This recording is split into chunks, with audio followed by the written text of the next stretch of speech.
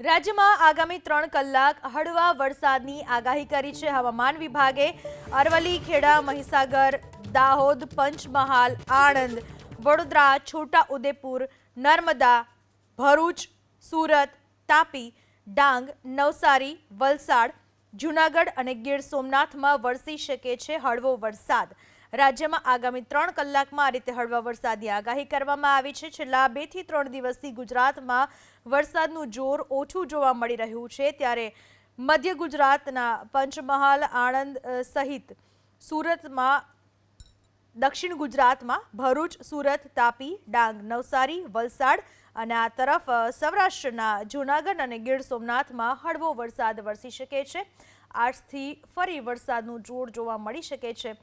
દક્ષિણ ગુજરાતમાં હળવો વરસાદ વરસી શકે છે। ડાંગ, નવસારી, વલસાડ, ભરૂચ, સુરત, તાપી સાથે જ મધ્ય ગુજરાત, દાહોદ, પંચમહાલ, આણંદ, અરવલ્લી, ખેડા, મહીસાગર, વડોદરા, છોટાઉદેપુર આ તમામ જગ્યાએ વરસાદની સંભાવના હવામાન વિભાગે વ્યક્ત કરી છે।